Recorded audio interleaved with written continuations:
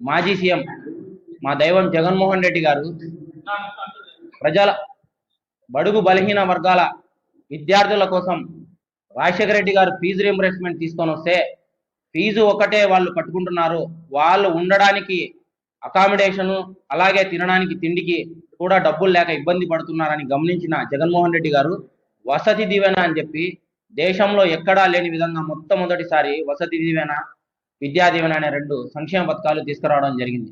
దీని ద్వారా అనేక లక్షల మందికి విద్యార్థులకి ఉన్నతమైన చదువు అందించిన నేత జగన్మోహన్ రెడ్డి గారు.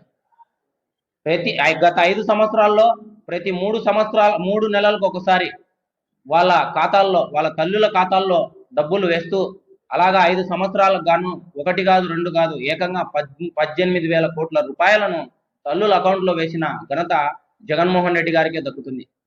జగన్మోహన్ రెడ్డి గారు దిగిపోయే సమయానికి ఖజానాలో దాదాపు 6,000 కోట్ల రూపాయలను నిధులను పెట్టి ఆయన సీఎం కుర్చీని దిగిపోయిన తర్వాత వచ్చిన చంద్రబాబు నాయుడు గారు కుర్చీలోకి ఎక్కిన తర్వాత ఫీజు రియంబర్స్మెంట్ బకాయిలు ఏవైతే ఉన్నాయో ఆ 6,000 కోట్ల డబ్బులు తీసుకొని వచ్చి వాటిని పూర్తి చేయాల్సిన బాధ్యత చంద్రబాబు నాయుడు గారి పైన ఉంది. కానీ ఆ 6,000 కోట్ల రూపాయలని తన సొంతం కోసం, తన కొడుకుకు లోకేష్ బాబు గారి కోసం తిరగడానికి ఎయిర్పోర్ట్లలో, ఏరోప్లేన్లలో వివిధ ఖర్చుల కోసం వాడుకున్నాడే తప్ప ఎంతో మంది మాలాంటి యువత కోసం, విద్యార్థుల కోసం ఆ డబ్బుల్ని కేటాయించకపోవడం నిజంగా సిగ్గుచేటు.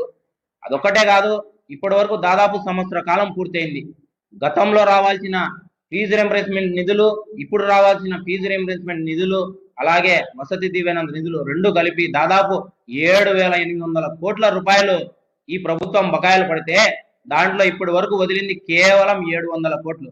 అంటే చంద్రబాబు నాయుడు గారికి బడుగు బలహీన వర్గాల పిల్లలు చదువుకోవడం ఏమాత్రం ఇష్టం లేదు అని చెప్పడానికి ఇది ఒక చక్కటి ఉదాహరణ. ఎందుకంటే ఆయన ఎప్పుడు చూసినా విద్యని వ్యాపారం చేశాడే తప్ప విద్యని వ్యాపారం చేసిన నాయకుడు ఎవరైనా ఉన్నారంటే అది చంద్రబాబు గారే దక్కుతుంది. విద్య పైన విప్లవం తీసుకొని వచ్చిన నాయకుడు మా నాయకుడు జగన్మోహన్ రెడ్డి గారు. త్వరలోనే ఈ ఫీజు రింబర్స్మెంట్ నిధులు కన్నా పడకపోతే ఖచ్చితంగా మా వైఎస్ఆర్ కాంగ్రెస్ పార్టీ ఆధ్వర్యంలో ఒక ఉద్యమం చేస్తామని ఈ మీడియా ముఖంగా తెలియజేసుకుంటాం.